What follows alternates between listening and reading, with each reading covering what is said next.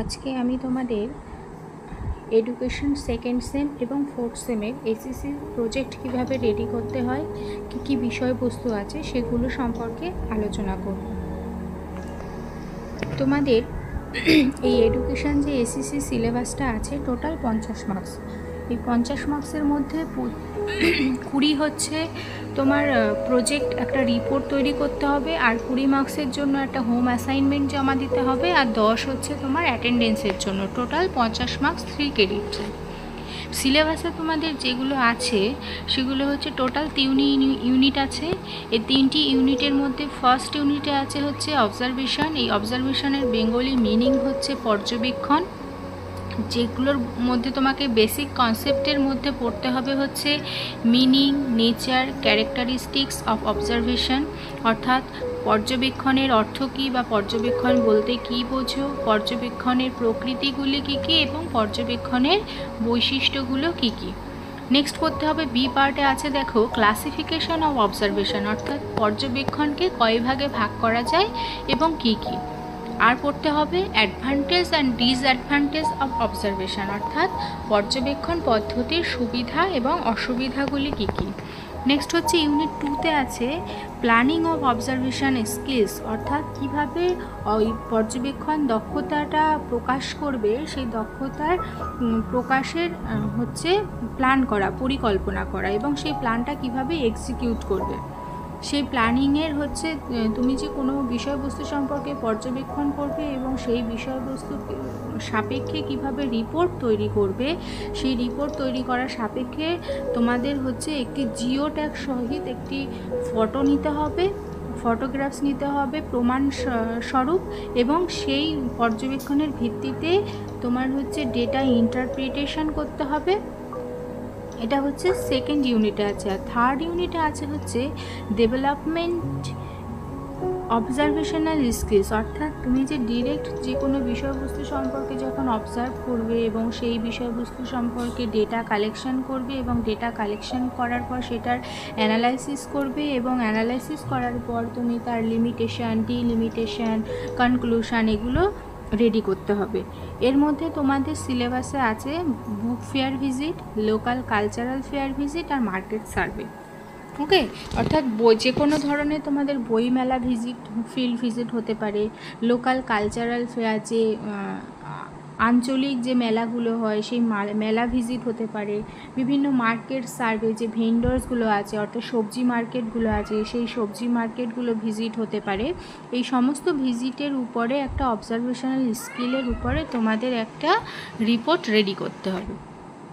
এবার দেখো ফার্স্ট ইউনিটে আছে meaning, nature and characteristics of observation and classification of observation, advantage and disadvantage of observation, অর্থাৎ তুমি যখনই কোনো বিষয়বস্তু সম্পর্কে পর্যবেক্ষণ করতে যাবে এবং সেটার উপরে হচ্ছে ডেটা কালেকশন করে তার উপর অ্যানালাইসিস করে রেজাল্ট নির্ধারণ করবে, তাহলে তোমাকে সবার আগে জানতে হবে যে এই পর্যবেক্ষণ পদ্ধতিটা কী। তাহলে আমরা জেনে নিই এই পর্যবেক্ষণ পদ্ধতিটা কী।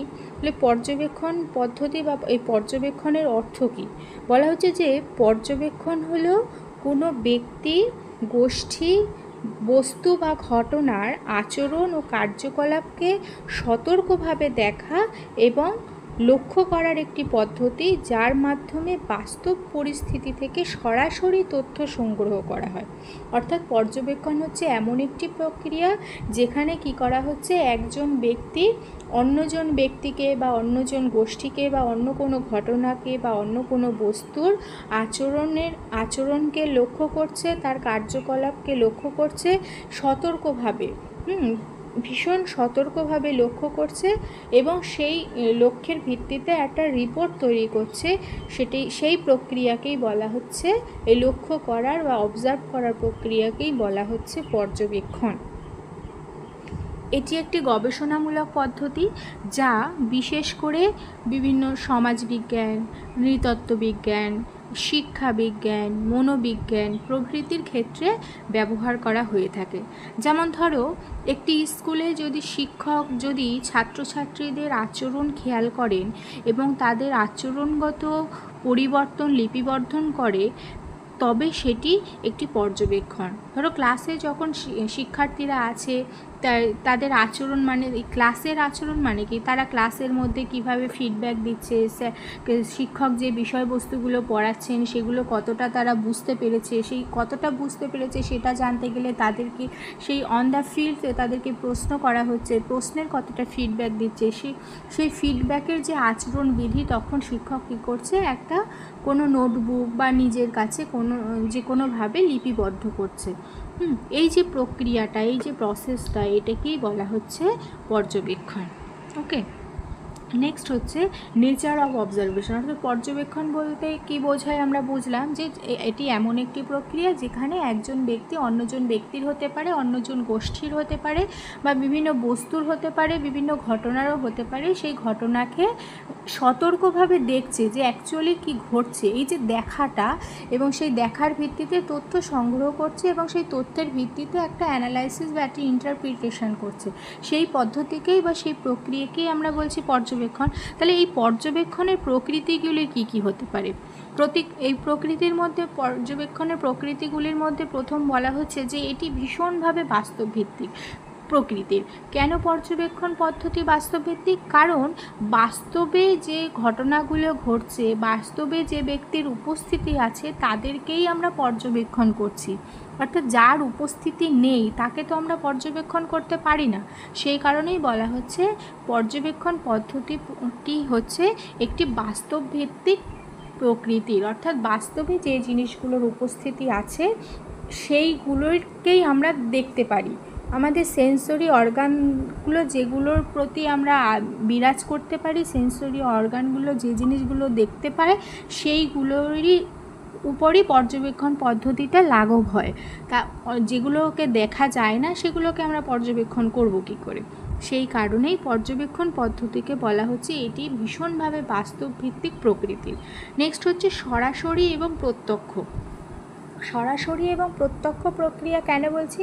কারণ পর্যবেক্ষণ নিরপেক্ষভাবে বা পরোক্ষভাবে হয় না। পর্যবেক্ষণ পদ্ধতি সবসময় প্রত্যক্ষভাবে, মানে সামনাসামনি।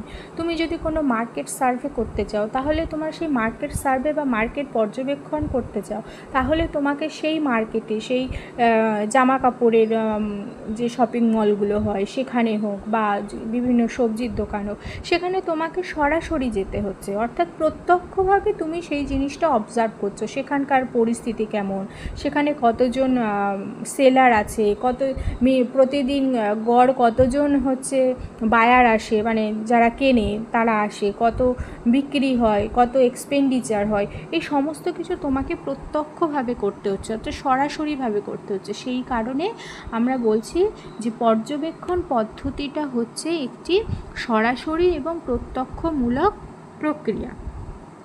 নেক্সট হচ্ছে বস্তুনিষ্ঠ প্রক্রিয়া। অর্থাৎ গবেষকের ব্যক্তিগত যে মত, আবেগ বা পক্ষপাত এখানে স্থান পায় না। কেন পায় না? কারণ পর্যবেক্ষণকারী যিনি পর্যবেক্ষণ করছেন, যে স্থানে গিয়ে করছেন, যে ঘটনার সাপেক্ষে করছেন, সেখানে মূলত ঠিক যে যে জিনিসগুলো সে দেখছে এবং যে যে জিনিসগুলো ঘটেছে শুধুমাত্র সেই জিনিসগুলোই রেকর্ডের স্থান পায়।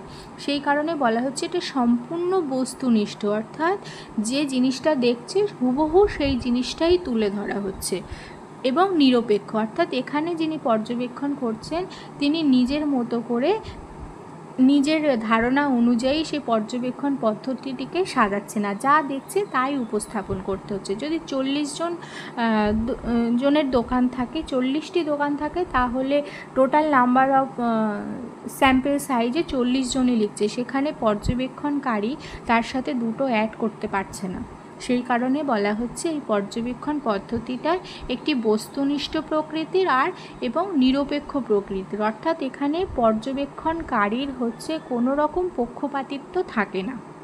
নেক্সট হচ্ছে প্রাকৃতিক পরিবেশ। অর্থাৎ এটি যেহেতু সরাসরিভাবে হচ্ছে, প্রত্যক্ষভাবে হচ্ছে এবং বাস্তবভিত্তিক ঘটনার প্রেক্ষিতে পর্যবেক্ষণ পদ্ধতিটা করা হয়, সেই কারণে এটি সম্পূর্ণ প্রাকৃতিক পরিবেশে হয়।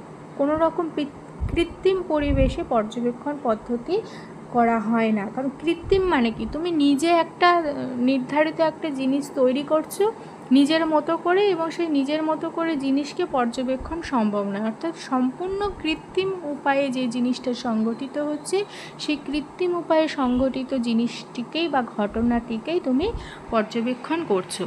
এটি সাধারণত কোনো কৃত্রিম পরিবেশে হয় না, বরং ঘটনাটি যেভাবেই ঘটে, স্বাভাবিকভাবেই ঘটুক বা অস্বাভাবিকভাবেই ঘটুক, সেই পরিবেশেই এই পর্যবেক্ষণ পদ্ধতি পরিচালিত হয়। এবার চলে আসি যে এতক্ষণ জানলাম পর্যবেক্ষণ কি কেমন প্রকৃতির হয়, যে পর্যবেক্ষণ বস্তুনিষ্ঠ প্রকৃতির, পর্যবেক্ষণে কোনো পক্ষপাতিত্ব থাকে না পর্যবেক্ষণকারীর, পর্যবেক্ষণ হচ্ছে প্রাকৃতিক পরিবেশে ঘটে, পর্যবেক্ষণ পদ্ধতি ভীষণ বাস্তবভিত্তিক একটি প্রক্রিয়া বা প্রকৃতির। এগুলো হচ্ছে পর্যবেক্ষণ পদ্ধতির প্রকৃতি। এবার চলে আসি যে পর্যবেক্ষণ পদ্ধতির হচ্ছে বৈশিষ্ট্য, অর্থাৎ কি কি বৈশিষ্ট্য আছে এই পর্যবেক্ষণ পদ্ধতির। প্রথম বৈশিষ্ট্য হিসাবে আমি বলতে পারি যে এটি সরাসরি তথ্য সংগ্রহের মাধ্যম। অর্থাৎ কি হচ্ছে, ফার্স্ট হ্যান্ড, অর্থাৎ প্রাথমিক যে তথ্যগুলো, অর্থাৎ আমি যে জিনিসটা অবজার্ভ করছি ঠিক সেই জিনিসটাই আমি তুলে ধরছি। দেখা গেলো কোনো বইতে কোনো পোয়েমে কি লেখা আছে, সেই পোয়েমের ভাব অর্থ কিন্তু কখনো পর্যবেক্ষণ হতে পারে না। হ্যাঁ, পরিবেশে গাছ লাগানোর ফলে সেই গাছটা হচ্ছে কতদিনে কতটা বৃদ্ধি পেয়েছে, সেটা পর্যবেক্ষণ। মানে এটা হচ্ছে ফার্স্ট হ্যান্ড, অর্থাৎ প্রাথমিক তথ্য, অর্থাৎ সরাসরি আমরা যে তথ্যটা গ্রহণ করছি সেই তথ্য সাপেক্ষেই আমরা পর্যবেক্ষণটা করতে পারি। তাই বলছে পর্যবেক্ষণ পদ্ধতির একটি অন্যতম বৈশিষ্ট্য হচ্ছে এটি সরাসরি, প্রত্যক্ষভাবে প্রাথমিক তথ্য সংগ্রহের একটি মাধ্যম। আর কি বলা হচ্ছে বৈশিষ্ট্য হিসাবে, এখানে পর্যবেক্ষণ পদ্ধতিতে দৈহিক উপস্থিতি প্রয়োজন। অর্থাৎ যিনি পর্যবেক্ষণ করছেন এবং যাদেরকে পর্যবেক্ষণ করা হচ্ছে, সে ব্যক্তি হতে পারে, বস্তু হতে পারে, ঘটনা হতে পারে, তাদের সরাসরি সেই পরিস্থিতিতে সেখানে উপস্থিতি প্রয়োজন। কারণ উপস্থিতি ছাড়া একজন লন্ডনে আছে আর আমি ইন্ডিয়ায় বসে সেই লন্ডনের প্রাকৃতিক পরিবেশ, লন্ডনের হচ্ছে ওয়াটার পলিউশন, আমি এগুলো পর্যবেক্ষণ করতে পারি না। এই লন্ডনের ওয়াটার পলিউশন পর্যবেক্ষণ করতে গেলে আমাকে লন্ডনেই যেতে হবে, ঠিক আছে। সেই কারণে বলা হচ্ছে যে পর্যবেক্ষণ পদ্ধতিতে অবশ্যই দৈহিক উপস্থিতি প্রয়োজন। অর্থাৎ যে বিষয়বস্তুটি আমি পর্যবেক্ষণ করছি, যিনি পর্যবেক্ষণ করছেন অর্থাৎ পর্যবেক্ষণকারী এবং যাকে পর্যবেক্ষণ করা হচ্ছে, দুজনকেই হচ্ছে সরাসরি প্রত্যক্ষভাবে উপস্থিত থাকতে হবে একই জায়গায়। নেক্সট হচ্ছে এটিকে আমরা বলতে পারি এটি একটি ভীষণ সময় সাপেক্ষ প্রক্রিয়া। অর্থাৎ পর্যবেক্ষণ পদ্ধতি, যে কোনো পর্যবেক্ষণ পদ্ধতিই একটু সময় সাপেক্ষ হয়। কারণ তুমি যে জিনিসটা সম্পর্কে পর্যবেক্ষণ করছো সেই বিষয়বস্তু সম্পর্কে সম্পূর্ণ ধারণা লাভ করতে গেলে তোমাকে অবশ্যই একটু অধিক সময় দিতে হবে। না হলে তুমি যদি 5 মিনিট 10 মিনিটের জন্য যাও, তাহলে সেই যে বিষয়বস্তু সাপেক্ষে তুমি পর্যবেক্ষণ করতে যাবে সেই বিষয়বস্তু 5 মিনিট বা 10 মিনিটের সম্পূর্ণ ধারণা গ্রহণ করতে পারবে না। সেই কারণে এটি বলা হচ্ছে এই ধরনের পদ্ধতি একটি অধিক সময়। যেমন যদি আমি এখানে কোশ্চেনিয়ার বা প্রশ্নগুচ্ছ দিতাম যে তোমাদের সিলেবাসে টোটাল এসএসসি সিলেবাসে এইগুলো আছে, অবজারভেশন কি, অবজারভেশনের নেচার কি, ক্যারেক্টারিস্টিক্স কি, এটার একটা 15 মার্কসের একটা প্রশ্ন রেডি করে যদি তোমাদেরকে আমি দিই এবং তার টাইম বেঁধে দিলাম 20 মিনিট, তোমরা আশা করছি 20 মিনিটের মধ্যে পর্যবেক্ষণ কি, পর্যবেক্ষণের বৈশিষ্ট্য কি, প্রকৃতি কি, এটা 15 মার্কসের একটা উত্তর 20 মিনিটের মধ্যে রেডি করতে পারবে।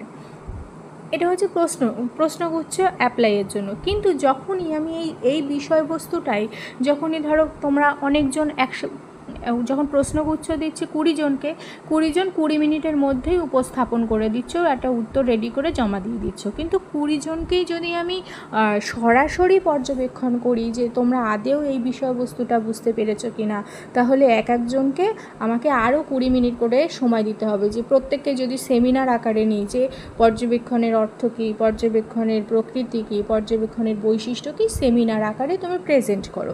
সেই সেমিনারটাকে আমি অবজার্ভ করব, পর্যবেক্ষণ করব, তাহলে প্রত্যেককে আমাকে মিনিমাম 10 মিনিট সময় দিতে হবে। তাহলে প্রত্যেককে যদি 10 মিনিট করে সময় দিই তাহলে অনেকটা সময় প্রয়োজন। সেই কারণেই বলা হচ্ছে অবজারভেশন প্রক্রিয়াটি একটি সময় সাপেক্ষ প্রক্রিয়া।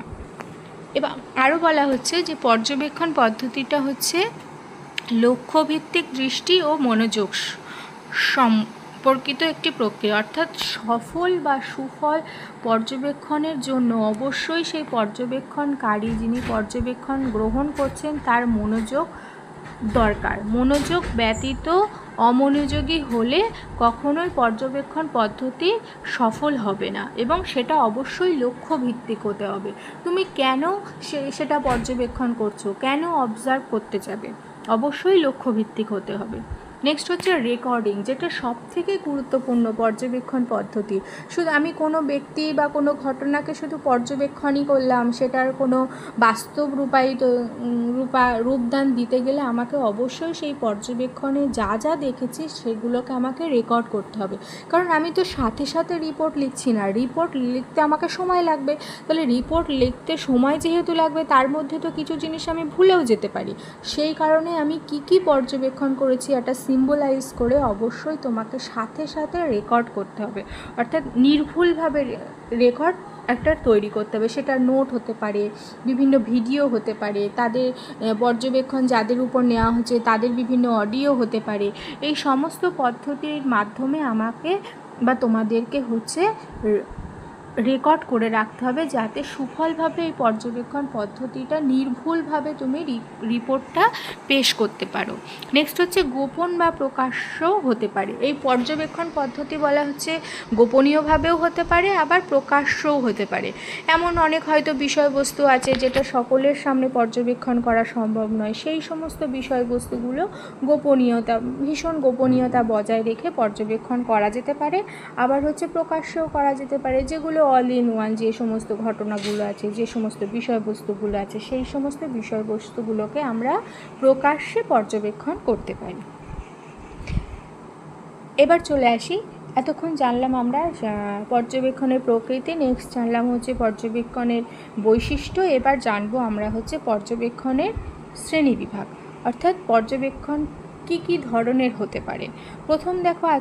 প্রথম বলছে গঠনমূলক বনাম অগঠনমূলক পর্যবেক্ষণ। অর্থাৎ গঠনমূলক পর্যবেক্ষণ কি না, এটি পূর্ব নির্ধারিত সূচকের ভিত্তিতে তথ্য সংগ্রহ করে। যেমন ধরো কোনো নির্দিষ্ট কাজের সময় শিশুদের আচরণ রেকর্ড করা, এই ধরনের পর্যবেক্ষণকে আমরা বলছি হচ্ছে গঠনমূলক পর্যবেক্ষণ। নেক্সট কি বলছি, যে অগঠনমূলক পর্যবেক্ষণ, অর্থাৎ কোনো নির্দিষ্ট কাঠামো ছাড়াই স্বাভাবিক পরিবেশে অবজারভেশন করা। অর্থাৎ কোনো রকম কাঠামো নেই, কোনো স্ট্রাকচার আমি আগে থেকে রেকর্ড করলাম না, হঠাৎ করে তোমার সামনে যে ঘটনাটা ঘটছে সেই ঘটনাটাকেই আমরা স্বাভাবিক পরিবেশেই অবজার্ভ করছি, পর্যবেক্ষণ করছি। সেই ধরনের বিষয়বস্তুকে আমরা বলছি অগঠনমূলক পর্যবেক্ষণ। ধরো দেখা গেল তোমার সামনে হঠাৎ একটা অ্যাক্সিডেন্ট হলো, সেই অ্যাক্সিডেন্টটা তো তোমার সেই অ্যাক্সিডেন্টটা যে তুমি পর্যবেক্ষণ করলে, সেটা তো তোমার কাছে কোনো আগে থেকে পরিকল্পনা ছিল না যে অমুক জায়গায় আমি যাব, সেখানে অ্যাক্সিডেন্ট হবে, তারপরে আমি পর্যবেক্ষণ করব। হয় না তো, এটা পরিকল্পনা ছাড়াই তোমাকে অবজার্ভ করতে হচ্ছে, পর্যবেক্ষণ করতে হচ্ছে। অর্থাৎ এই ধরনের পর্যবেক্ষণকে আমরা বলতে পারি অগঠনমূলক পর্যবেক্ষণ।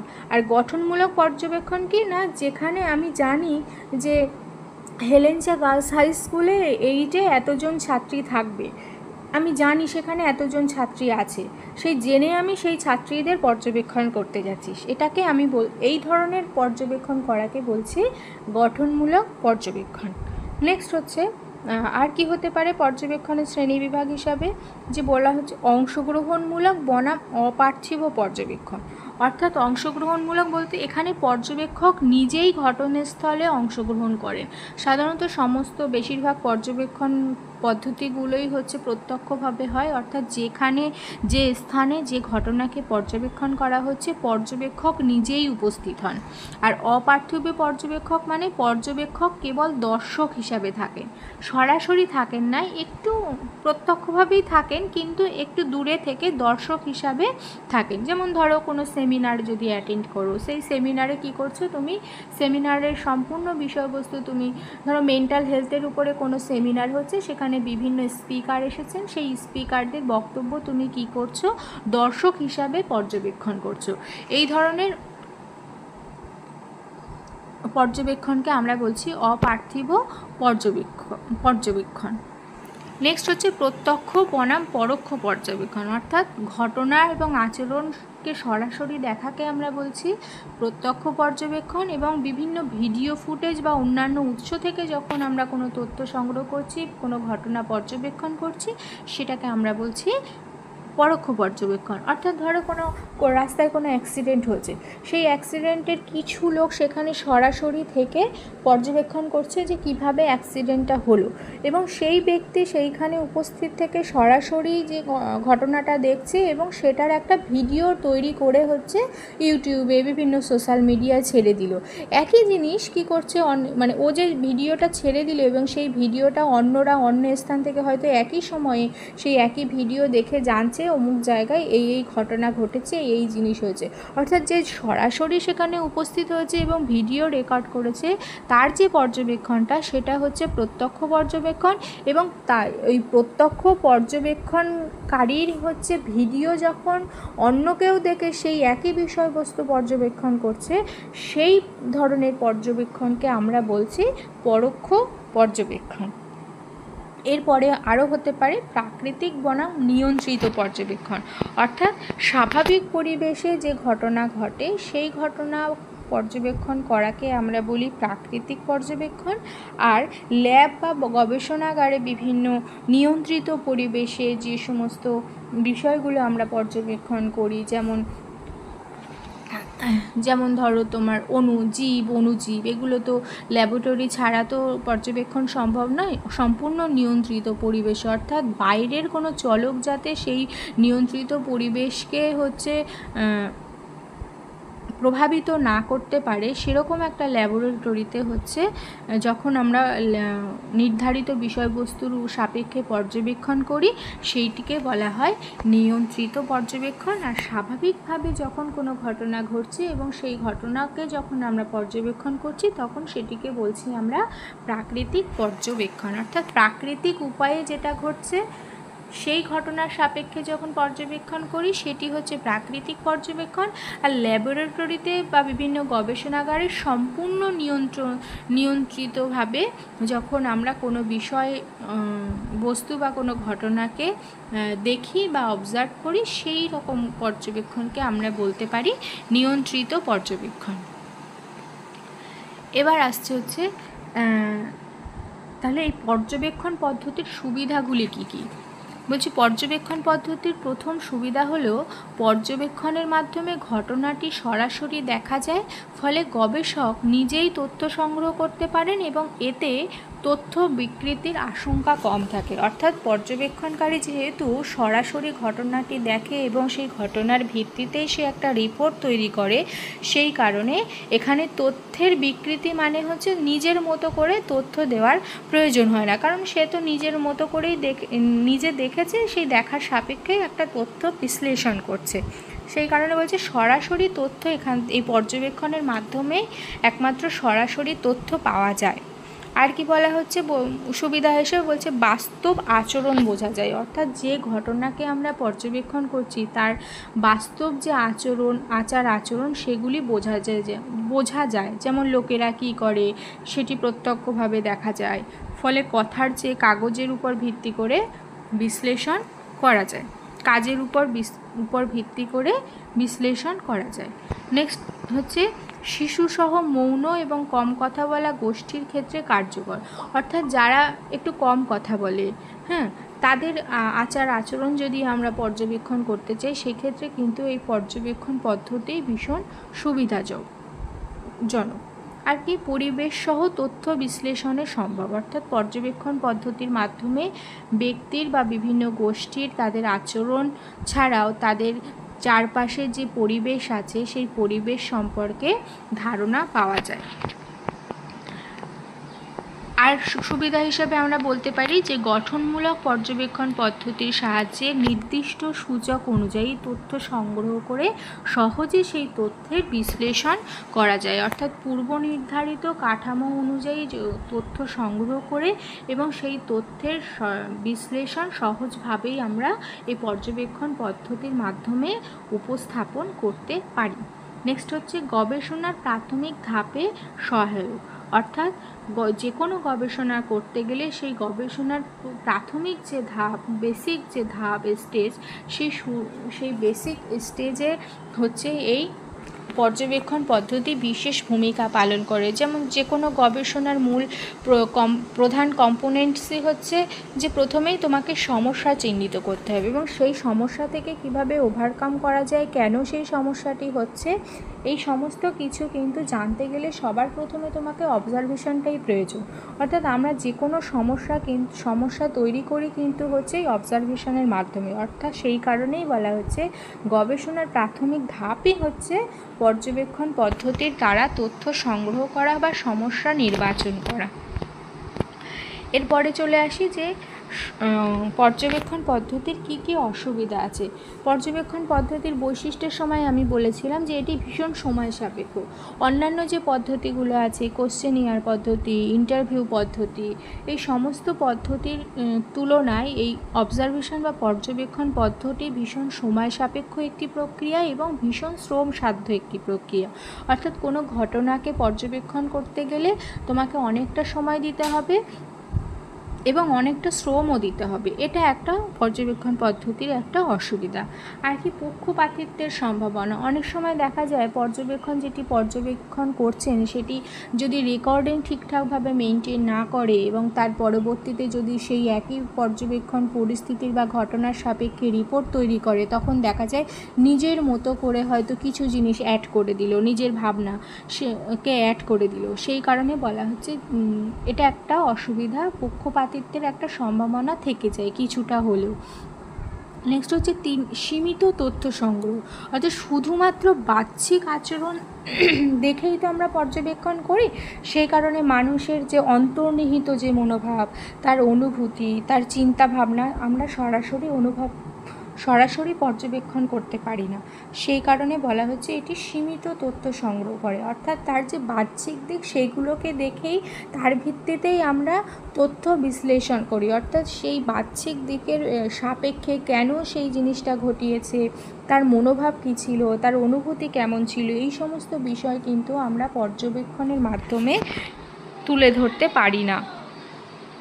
সকল ক্ষেত্রে ব্যবহারযোগ্য নয়, অর্থাৎ এমন অনেক ক্ষেত্র আছে যেমন ব্যক্তিগত বিভিন্ন বিষয়, বিভিন্ন গোপনীয় বিষয়, পারিবারিক সম্পর্ক, ব্যক্তিগত সম্পর্ক, এই সমস্ত ক্ষেত্রে কিন্তু আমরা এই সমস্ত বিষয়ের ক্ষেত্রে কিন্তু আমরা পর্যবেক্ষণ পদ্ধতি ব্যবহার করতে পারি না, ভীষণভাবে অসম্ভব হয়ে যায়। নেক্সট হচ্ছে খরচবহুল হতে পারে, অর্থাৎ যে কোনো বিষয়বস্তু যদি সময়সাধ্য হয় এবং খরচসাধ্য হয় এবং শ্রমসাধ্য হয়, তাহলে তার পাশাপাশি সেই পদ্ধতি বা সেই প্রক্রিয়া অ্যাপ্লাই করা কিন্তু অবশ্যই খরচ সাপেক্ষ হবে।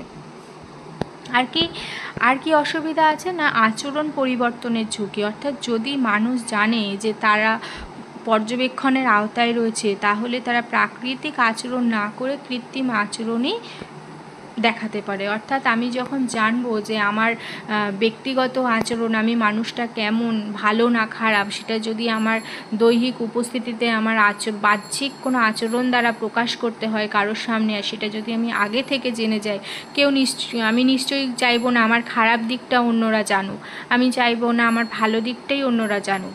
সেই কারণে বলা হচ্ছে যে আচরণ পরিবর্তনের একটা ঝুঁকি থেকে যায়। যখনই আমি জেনে যাচ্ছি যে আমার আচরণবিধি কেউ একজন পর্যবেক্ষণ করতে এসেছে, তখনই আমি প্রিপেয়ার্ড হয়ে যাব যে আমার এই ভালো আচরণগুলো সেই পর্যবেক্ষণকারীর সামনে উপস্থাপন করব। সেই কারণে বলা হচ্ছে পর্যবেক্ষণ পদ্ধতির আর একটা সীমাবদ্ধতা হচ্ছে যেখানে কিছুটা হলেও আচরণের ঝুঁকি থেকে যায়, যেখানে যাকে পর্যবেক্ষণ করা হবে সে যদি আগে থেকে জেনে যায় যে তাকে পর্যবেক্ষণ করা হচ্ছে, সেক্ষেত্রে তার যে প্রাকৃতিক আচরণের পরিবর্তে বেশিরভাগটাই কৃত্রিম আচরণটাই সবার সামনে পরিলক্ষিত হয়। আর একটা হচ্ছে নির্ভরযোগ্যতা এবং প্রামাণিকতার সমস্যা একটা থেকে যায়, যে সবসময় পর্যবেক্ষণের তথ্য অন্য কেউ পুনরায় যাচাই করতে পারে না, তাই এর প্রামাণ্যতা নিয়েও প্রশ্ন থাকতে পারে। তাহলে সুবিধা এবং অসুবিধাগুলি আমরা জানলাম। এবার চলে আসি মূল তোমাদের যেটা হচ্ছে প্রজেক্ট রিপোর্ট তৈরি করতে হবে। এতক্ষণ পর্যবেক্ষণ কি, যেহেতু তোমাদের একটা রিপোর্ট তৈরি করতে হচ্ছে, যে তোমাদের টপিকসগুলো আছে যেমন book fair visit, local fair visit আর হচ্ছে মার্কেট সার্ভে, এগুলো সম্পূর্ণটাই হচ্ছে পর্যবেক্ষণের মাধ্যমে তথ্য সংগ্রহ করতে হবে এবং সেই তথ্যের ভিত্তিতে তোমাদের একটা প্রজেক্ট রিপোর্ট তৈরি করতে হবে। ওকে, তাহলে এই প্রজেক্ট রিপোর্ট তৈরি করতে গেলে তোমাদেরকে যেভাবে তৈরি করতে হবে, যে স্টেপ মেনটেন করতে হবে, সেই স্টেপগুলো আমি এবার বোঝাবো। তোমাদের প্রথমেই হচ্ছে একটা কভার পেজ রেডি করতে হবে। প্রজেক্ট রিপোর্ট তুমি যে বিষয়ের উপরেই করো, সে বুক ফেয়ারের উপরে করো বা লোকাল কোনো মেলার উপরে করো বা কোনো সবজি মার্কেট বা কোনো জামা কাপড়ের মার্কেটের ভিজিটের উপরেই করো না কেন, তোমাকে সব ক্ষেত্রেই কিন্তু একটা কভার পেজ রেডি করতে হবে। সেই কভার পেজে যে বিষয়বস্তুগুলো তোমাদের লিখতে হবে, প্রথমে লিখতে হবে হচ্ছে name of the college with logo and college picture. অর্থাৎ যে কভার পেজটা রেডি করবে সেখানে এই যে কলেজের নাম ডক্টর বি.আর. আম্বেদকর শতবার্ষিকী মহাবিদ্যালয়, এটা প্রথমে লিখতে হবে এবং কলেজের যে লোগো সেটাও দিতে হবে এবং কলেজের একটা ছবি দিতে হবে। তারপরে নেম অফ দ্য কলেজের পরে তুমি লিখবে হচ্ছে নেম অফ দ্য স্টুডেন্টস, অর্থাৎ তোমাদের যার যার নাম, সে অদিতি বিশ্বাস হোক, রাহুল বিশ্বাস হোক, নেম অফ দ্য স্টুডেন্টস লিখবে। ক্লাস রোল নাম্বার লিখতে হবে, তোমাদের যে রেজিস্ট্রেশন নাম্বার আছে সেটা লিখতে হবে এবং তোমরা যেটার উপরে প্রজেক্ট তৈরি করবে, যে যদি ভেজিটেবল মার্কেট সার্ভে করো, যে সবজির যে মার্কেটগুলো আছে সেইটা যদি সার্ভে করো তাহলে লিখতে হবে project report of vegetable survey বা ভেজিটেবল মার্কেট সার্ভে। অথবা কেউ যদি বুক ফেয়ার ভিজিট করো তাহলে project report on book fair visit. কেউ যদি লোকাল কালচারাল ফেয়ার ভিজিট করো তাহলে লিখতে হবে project report on local cultural fair visit. ঠিক আছে, নেক্সট লিখতে হবে সাবমিটেড বাই, যে কে সাবমিট করছে প্রজেক্ট রিপোর্টটা, অর্থাৎ নিজের নাম এখানে লিখতে হবে, তারপরে দিতে হবে ডেট। তুমি যে ডেটে হচ্ছে সাবমিট করবে প্রজেক্টটা সেই ডেটটা এখানে দিতে হবে। অর্থাৎ কভার পেজে তাহলে কী থাকছে, কভার পেজে থাকছে হচ্ছে নেম অফ দ্য কলেজ, কলেজের লোগো এবং কলেজ পিকচার, তারপরে name of the students, college roll number, registration number, project report on vegetable survey or local cultural fair or book fair visit. Next হচ্ছে submitted by, অর্থাৎ নিজের নাম এবং date. এরপরে হচ্ছে প্রথমে হলো গেল কভার পেজ। কভার পেজের পরেই হচ্ছে তোমার যে তুমি সার্ভে রিপোর্টটা কিভাবে রেডি করছো, সেই পরপর যে সূচিপত্র আমরা যেটা বলি, ধরো সূচিপত্রে কি হয়, কোন পেজে কোন বিষয়বস্তুটা আছে পরপর সাজানো। তার মানে তোমাকে কন্টেন্ট অফ দ্য প্রজেক্টের যে বিষয়বস্তু, রিপোর্টের যে বিষয়বস্তু, সেটাকে কিভাবে সাজাচ্ছ এবং কত নম্বর পেজে আছে সেটা তোমাদেরকে একটা কন্টেন্ট পেজ হিসাবে দেখাতে হবে। তাহলে কন্টেন্ট পেজ হিসাবে প্রথমে থাকবে হচ্ছে টাইটেল অফ দ্য প্রজেক্ট, অর্থাৎ তুমি যে প্রজেক্ট রিপোর্টটা তৈরি করছো সেই প্রজেক্ট রিপোর্টের ভিত্তিতে নিজে থেকে একটা টাইটেল রেডি করতে হবে। যেমন এখানে আমি একটা উদাহরণ হিসাবে দিয়েছি যে তুমি market survey of vegetable vendors, অর্থাৎ একটা সবজি মার্কেটের উপর তুমি সার্ভে করছো, এটা তোমার হচ্ছে প্রজেক্ট টাইটেল। অথবা তুমি যদি বুক ফেয়ার ভিজিট করো তাহলে লিখবে a survey report on book fair visit. এভাবে একটা টাইটেল রেডি করতে হবে প্রজেক্টের জন্য। নেক্সট হচ্ছে ডিক্লারেশন, অর্থাৎ ডিক্লারেশন মানে তুমি নিজে পর্যবেক্ষণ করে নিজেই সেই বিষয়বস্তুর উপর হচ্ছে রিপোর্ট তৈরি করছো, সেই সাপেক্ষে একটা নিজের মতামত সাপেক্ষে একটা ডিক্লারেশন সার্টিফিকেট দিতে হবে। নেক্সট হচ্ছে কীভাবে ডিক্লারেশন লিখতে হয় আমি পরের স্লাইডে দেখাচ্ছি। নেক্সট হচ্ছে একটা অ্যাকনলেজমেন্ট দিতে হবে, অর্থাৎ তোমাকে এই রিপোর্টটা তৈরি করতে কারা কারা সহযোগিতা করেছে, কাজের সাহায্য নিয়ে তুমি এই রিপোর্টটা তৈরি করতে পেরেছো, সকলকে কৃতজ্ঞতা স্বীকার দিতে হবে, সেটাই হচ্ছে অ্যাকনলেজমেন্ট। নেক্সট হচ্ছে অবজেক্টিভস অফ দ্য সার্ভে, অর্থাৎ তুমি যে রিপোর্টটা তৈরি করছো সেই রিপোর্টের অবজেক্টিভস কী, এইমস কী, তুমি কেন সেটাকে সার্ভে করেছো, সেগুলোকে তোমাকে এই অবজেক্টিভসের মধ্যে দিতে হবে। নেক্সট হচ্ছে লোকেশন অফ দ্য সার্ভে, তুমি অ্যাকচুয়ালি ঠিক কোন স্থানে গিয়ে তুমি হচ্ছে এই সার্ভেটা করছো, সে হেলেঞ্চা বাজারে করছো, না বনগাঁ বাজারে গিয়ে করছো, না বনগাঁর বইমেলাতে করছো, না হেলেঞ্চা কলেজের যে বইমেলা হয়েছে সেটা ভিজিটের উপরে তুমি হচ্ছে সার্ভে করছো, সেই এক্স্যাক্ট লোকেশানটা দিতে হবে এবং লোকেশানটা যেমন লিখতে হবে তেমনই তার পাশাপাশি এখানে কিন্তু ছবিও দিতে হবে জিও ট্যাগ সহিত।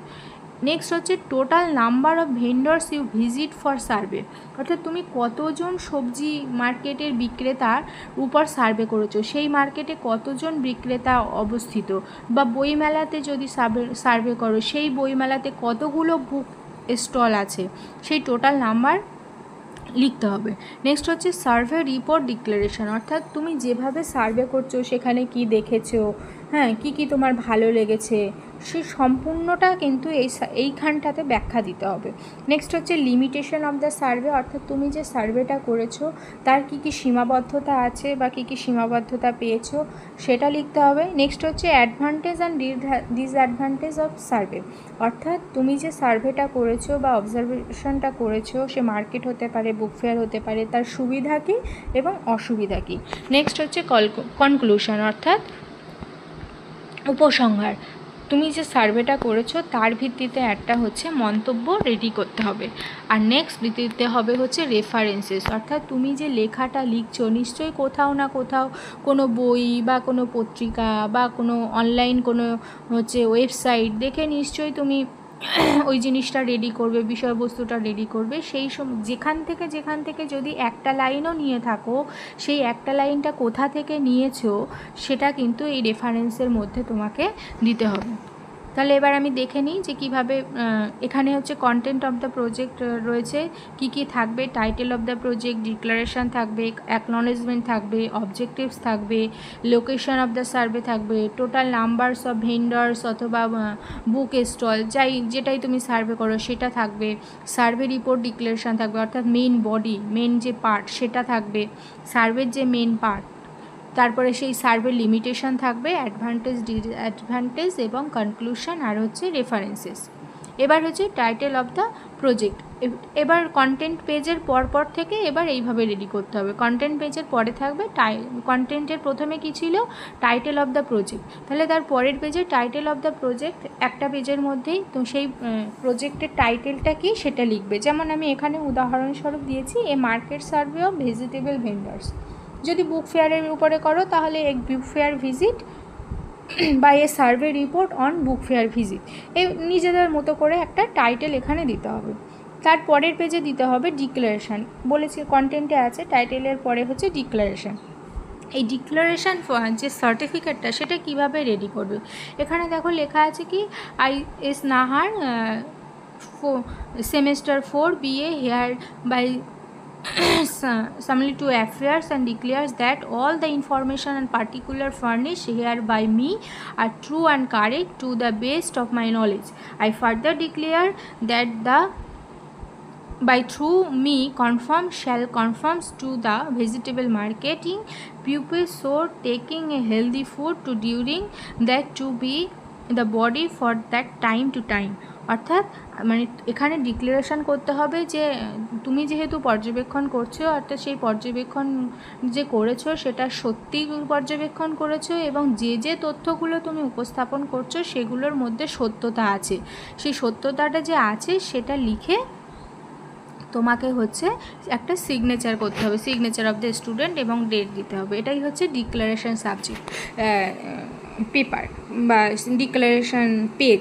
এই ডিক্লারেশন পেজে মেনলি যে তুমি যে জিনিসটা লিখেছো সেটার সত্যতা আছে, সেটার প্রমাণ আছে, সেটা তুমি লিখিত আকারে একটা সিগনেচার করছো যে আমি যে তথ্য উপস্থাপন করেছি সেই সমস্ত তথ্যই হচ্ছে সঠিক এবং নির্দিষ্ট টাইম টু টাইম মেনটেন করেই আমি সেই তথ্যগুলো কালেকশন করেছি এবং সেই তথ্যের মধ্যে কোনো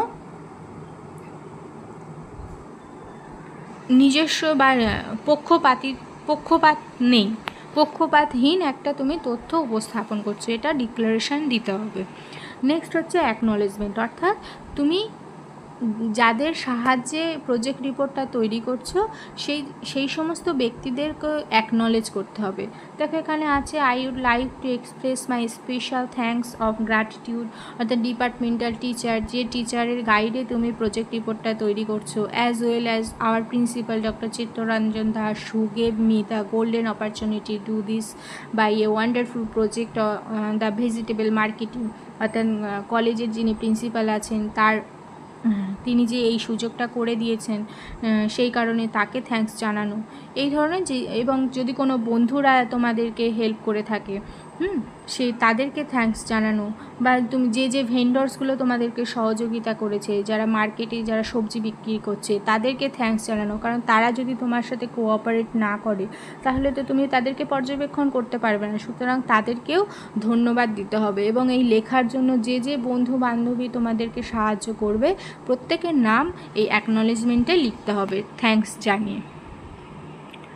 নেক্সট হচ্ছে অবজেক্টিভস অফ দ্য সার্ভে, অর্থাৎ এই সার্ভে করার তুমি কি উদ্দেশ্যে কেন এই সার্ভেটা করছো। ওকে, তাহলে এখানে আমি কিছু অবজেক্টিভস আমার মতো করে লিখেছি, কিন্তু তোমরা যেহেতু যে বিষয়ের উপর সার্ভে করবে সেই সাপেক্ষেই কিন্তু অবজেক্টিভসগুলো রেডি করবে। যেমন আমি এখানে দিয়েছি to get a general idea of local vegetable market and trending pattern for it, অর্থাৎ যে লোকাল যে ভেজিটেবল সবজি মার্কেটগুলো আছে সেই সবজি মার্কেটের সম্পর্কিত একটা ধারণা পাওয়া যেতে পারে।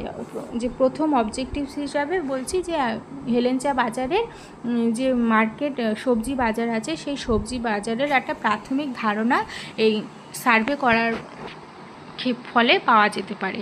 নেক্সট হচ্ছে to know about the pattern and characteristics of the vegetable market of the city, অর্থাৎ এই যে ভেজিটেবল মার্কেটের যে প্যাটার্ন সেখানে কি কি সবজি বিক্রি হয় সেই সমস্ত বিষয় সম্পর্কে আমরা তথ্য পেতে পারি। তারপর হচ্ছে to get the data about the sales and expenses of the vegetable vendors, অর্থাৎ সেই বাজারে কতজন হচ্ছে বিক্রেতা আছে, কতজন সারাদিনে হচ্ছে মিনিমাম কত বিক্রি হয়, এই সমস্ত তথ্য এই পর্যবেক্ষণ বা এই সার্ভে করার ফলে পাওয়া যেতে পারে। নেক্সট হচ্ছে to study of demography of the vendors, অর্থাৎ যে ভেন্ডার্সগুলো বা যে বিক্রেতাগুলো আছে সবজি বিক্রেতা তাদের একটা ডেমোগ্রাফি আমরা জানতে পারি, স্টাডি করতে পারি।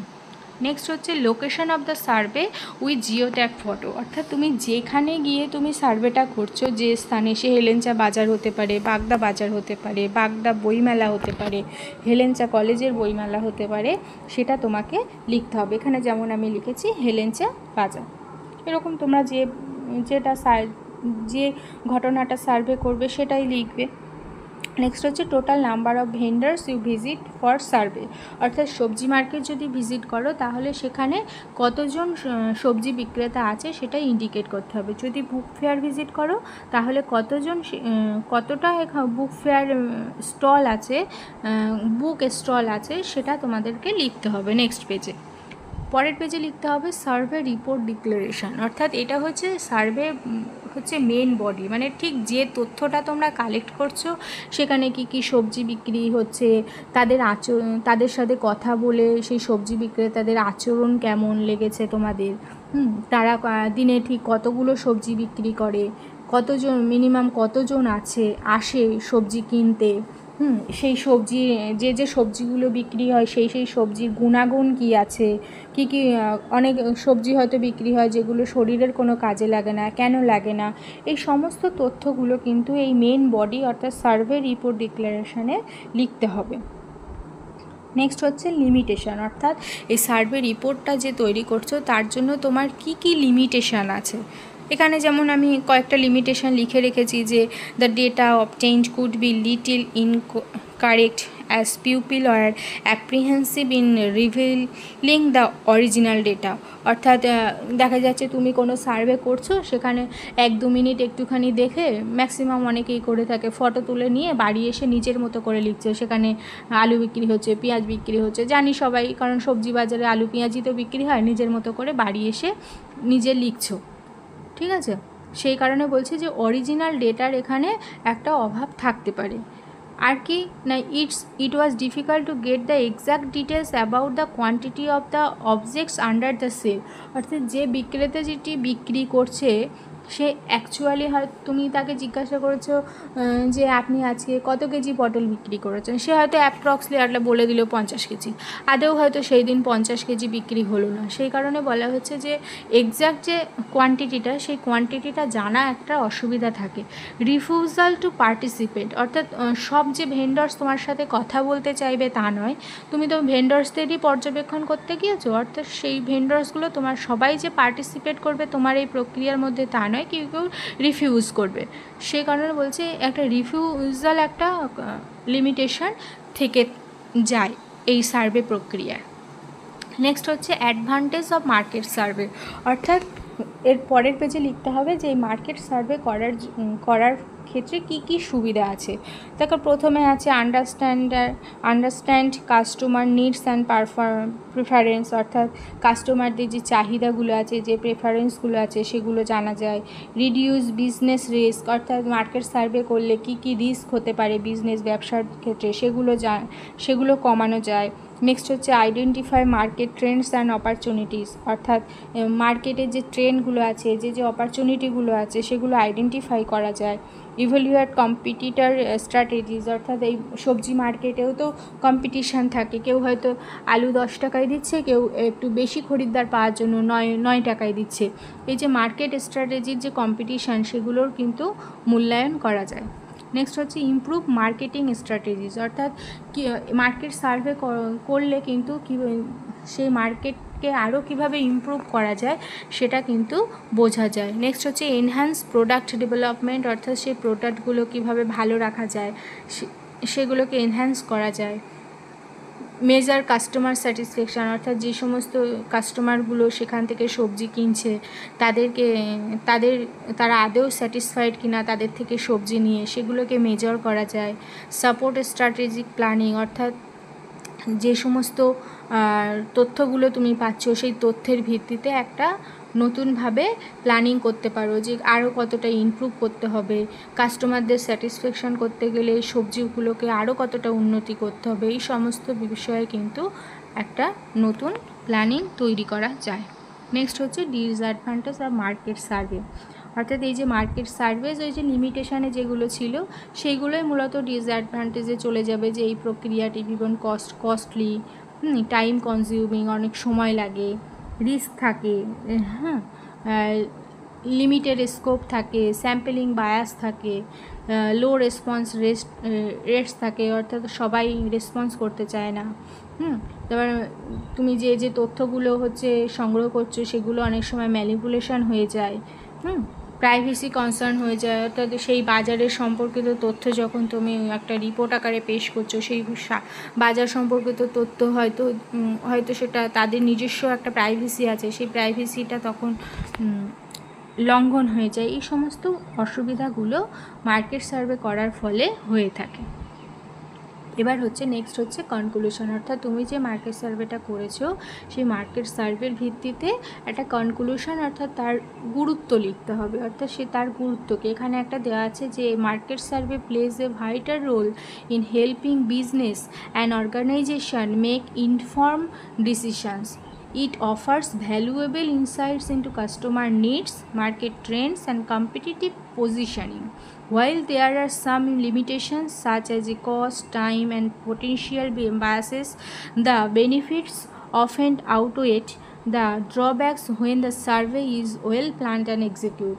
অর্থাৎ যখনই কোনো সার্ভে করা হচ্ছে, সেই সার্ভের কনক্লুশনের গুরুত্ব হিসাবে সেখান থেকে আমরা কী কী সুবিধা পাই এবং কী কী অসুবিধা হতে পারে, সেই সম্পর্কিত বা সেই মার্কেট সার্ভের গুরুত্ব সম্পর্কিত এখানে কনক্লুশনের পেজে লিখতে হবে। নেক্সট হচ্ছে লাস্ট পেজ হচ্ছে রেফারেন্সেস, অর্থাৎ তুমি যে এই সম্পূর্ণ রিপোর্টটা তৈরি করবে, এই সম্পূর্ণ রিপোর্টটা তৈরি করার জন্য তুমি যে বই হতে পারে, খবরের কাগজ হতে পারে, কোনো ইন্টারনেট হতে পারে, কোনো ওয়েব লিঙ্ক হতে পারে, যেখান থেকে তুমি সাহায্য নিচ্ছ সেই সমস্ত রেফারেন্স কিন্তু একটা লাইনও যদি তুমি কোথাও থেকে নিয়ে লেখো, সেই লাইনটা কোথা থেকে নিয়েছো সেটাকে এই রেফারেন্স হিসাবে এখানে দিতে হবে। এই হচ্ছে তোমাদের এসএসসি প্রজেক্টের হচ্ছে মূল বিষয়বস্তু। প্রথমেই বলেছি টোটাল 50 মার্কসের তোমাদের এসএসসি প্রজেক্ট আছে, তার মধ্যে মাথায় রাখবে, সর্বদাই মাথায় রাখবে 20 মার্কসের হচ্ছে একটা হোম অ্যাসাইনমেন্ট জমা দিতে হবে। সেই হোম অ্যাসাইনমেন্টটা সম্পূর্ণ হচ্ছে যে ইউনিট 1 আছে সেই ইউনিট 1-এর উপর প্রশ্ন দেওয়া থাকবে, অর্থাৎ শুধু যে রিপোর্ট তৈরি করলাম তা নয়, এই পর্যবেক্ষণ পদ্ধতি কী, তার বৈশিষ্ট্য কী, তার প্রকৃতি কী, কী কী ভাগ শ্রেণীবিভাগ আছে, তাদের সুবিধা অসুবিধা কী এগুলো কিন্তু জানতে হবে। জানলে সেই ওগুলোর ভিত্তিতেই একটা 20 মার্কসের একটা হোম অ্যাসাইনমেন্ট দেওয়া হবে, সেটাকে তোমাদের বাড়িতে লিখে সেই হোম অ্যাসাইনমেন্টটা জমা দিতে হবে এবং তার সাথে একটা 20 মার্কসের প্রজেক্ট রিপোর্ট তৈরি করতে হবে। অবশ্যই সেই প্রজেক্ট রিপোর্টটা তৈরি করার জন্য আমি ঠিক যেভাবে বললাম সেই স্টেজগুলো মেনটেন করতে হবে, ওই সমস্ত বিষয়বস্তুগুলোই প্রজেক্ট রিপোর্টের মধ্যে দিতে হবে। যেভাবে কন্টেন্ট রেডি করেছি সেই কন্টেন্ট অনুযায়ী সাজিয়ে দিতে হবে। অর্থাৎ তোমাদের প্রজেক্টের জন্য দুটো জিনিস জমা দিতে হবে, একটা হচ্ছে হোম অ্যাসাইনমেন্ট আর একটা হচ্ছে প্রজেক্ট রিপোর্ট। ওকে, এই আর 10 হচ্ছে তোমাদের অ্যাটেন্ডেন্সের জন্য, অর্থাৎ যারা ক্লাস অ্যাটেন্ড করো সেই ক্লাস অ্যাটেন্ডেন্সের উপর ভিত্তি করে, ক্লাস ফিডব্যাকের উপর ভিত্তি করে 10 দেওয়া হবে। এই হচ্ছে টোটাল তোমাদের এসএসসি প্রজেক্টের 50 মার্কস। আশা করছি সকলে বুঝতে পারবে আমার এই আলোচনাটা শুনলে। যদি কোনো অসুবিধা থাকে আমাকে পরে প্রশ্ন করতে পারো। Thank you.